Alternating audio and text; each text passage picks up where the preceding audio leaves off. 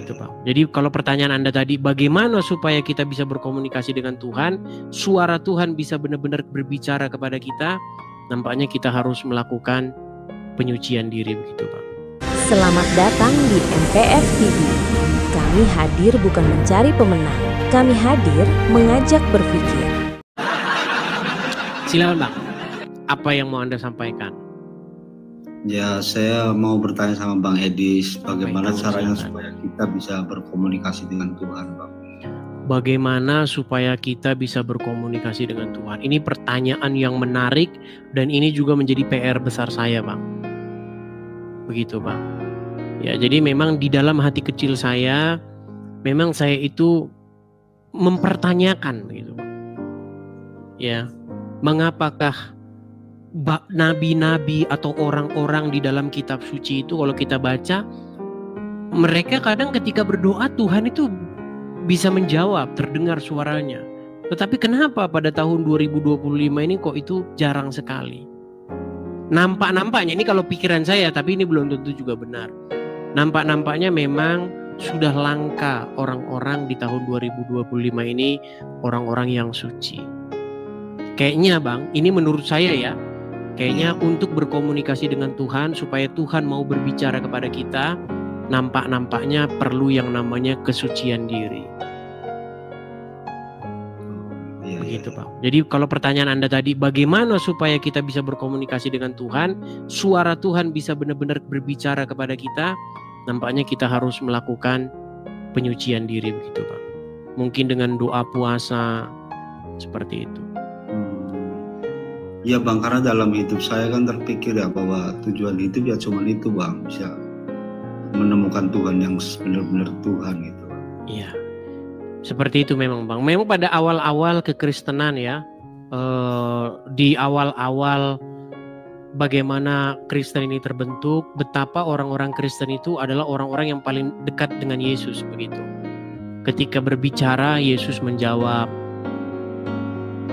Tapi sekarang memang ya saya harus mengakui bahwa banyak gereja sekarang itu yang sudah kehilangan spirit yang dekat dengan Tuhan begitu. Gereja yang benar-benar kudus, yang dekat dengan Tuhan.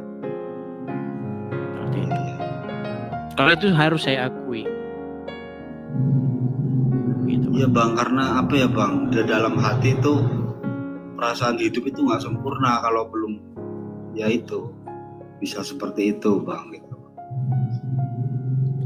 Ya, saya juga barusan ya tadi saya ngobrol-ngobrol begitu ya tentang masalah ini gitu. Kenapa?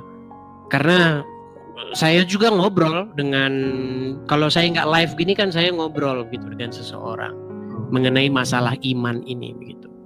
Kenapa murid-murid terdahulu itu bisa berkomunikasi dengan Yesus dan Yesus menjawab begitu.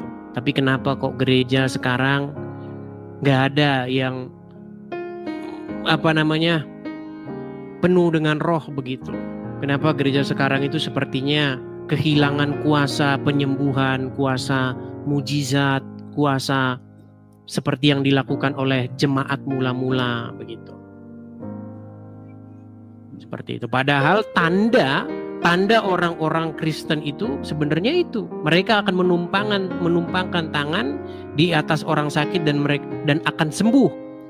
Membangkitkan orang mati yang lumpuh berjalan seperti itu. Tapi kemana sekarang gereja yang seperti itu? Itu juga menjadi pergumulan saya gitu, internal di dalam diri saya gitu.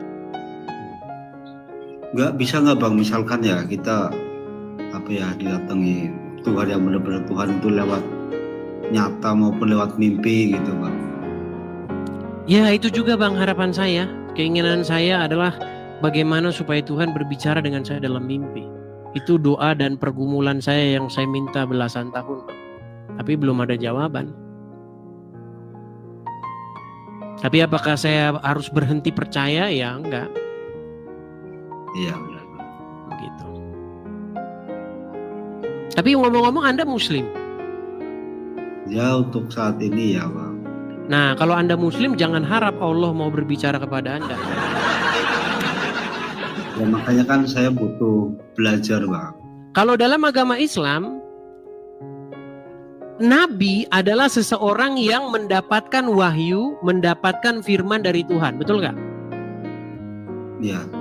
Nah, menurut ajaran agama Islam, Muhammad itu nabi terakhir. Setelah Muhammad nggak ada nabi lagi, betul? Iya, benar Bang. Jadi kalau ada orang Islam berdoa, kemudian Allah memberikan jawaban atau Allah berfirman, otomatis orang tersebut akan dikatai tapir. Karena dia akan menjadi nabi setelah Muhammad. Betul? Ya. Logikanya kan kayak begitu. Iya. Betul nggak logikanya begitu? Coba sekarang saya tanya, Muhammad nabi terakhir nggak? Iya, benar. Setelah Muhammad di dalam agama Islam boleh nggak ada nabi lagi?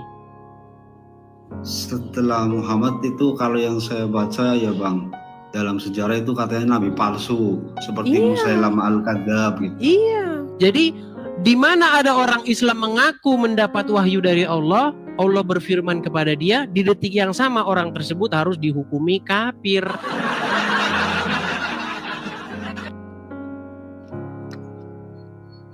Oh gitu ya Bang. Tapi kalau dalam kekristenan, Tuhan itu terus berfirman, Bang. Terus dia berfirman, terus dia menyatakan rencananya, terus dia memberitahukan kepada umatnya, begitu. Sama Dan juga pencarian, Bang, di dalam dan pencarian saya adalah saya mencari suatu gereja di mana gereja itu melakukan tanda-tanda mujizat. Saya mencari gereja yang seperti itu, di mana dia meletakkan tangan kepada orang yang sakit dan orang itu sembuh, di mana dia meletakkan tangan di atas orang lumpuh, orang itu berjalan. Dan memang saya merasa bahwa kekristenan sekarang sudah dalam pengertian ya saya nggak mau bilang begini ya, tapi ini adalah fakta. Gereja-gereja seperti itu memang sudah langka sekali dan saya belum ketemu.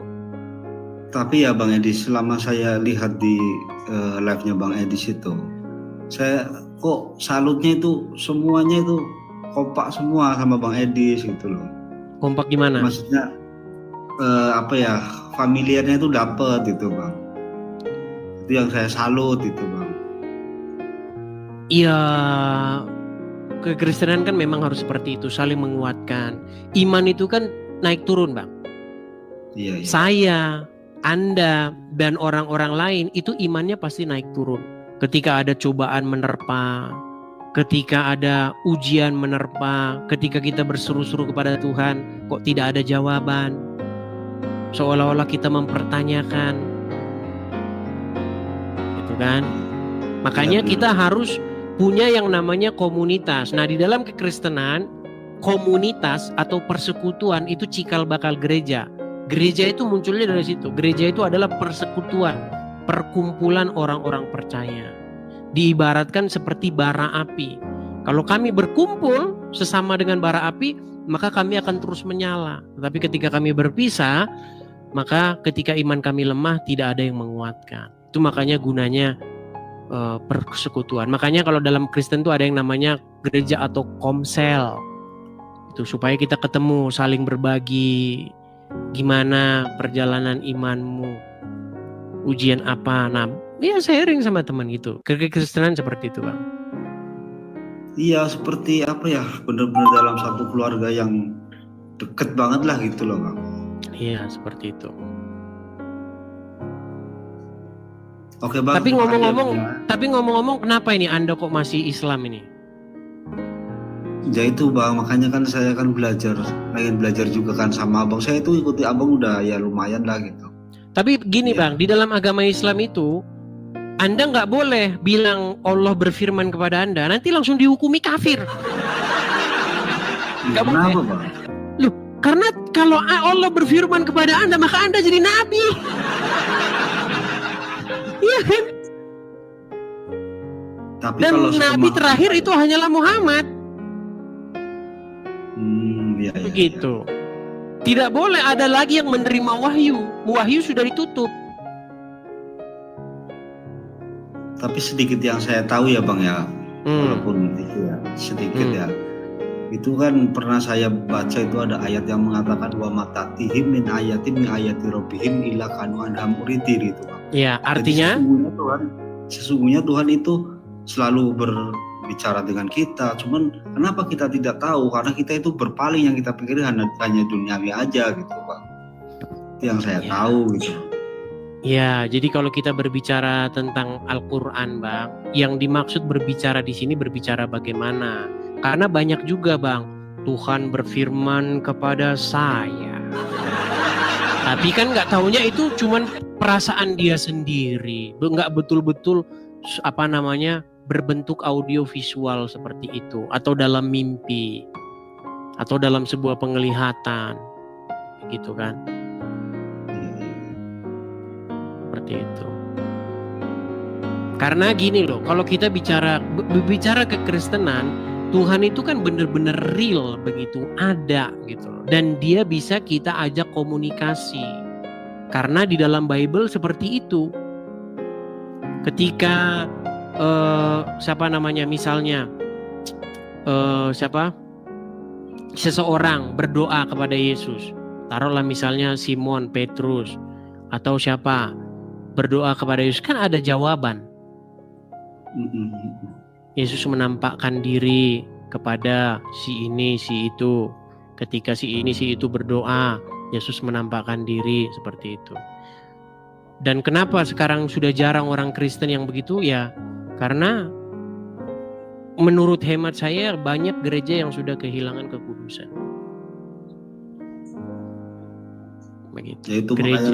Gereja menjadi ajang kumpul-kumpul. Banyak yang seperti itu, kehilangan spirit atau kehilangan rohnya gitu.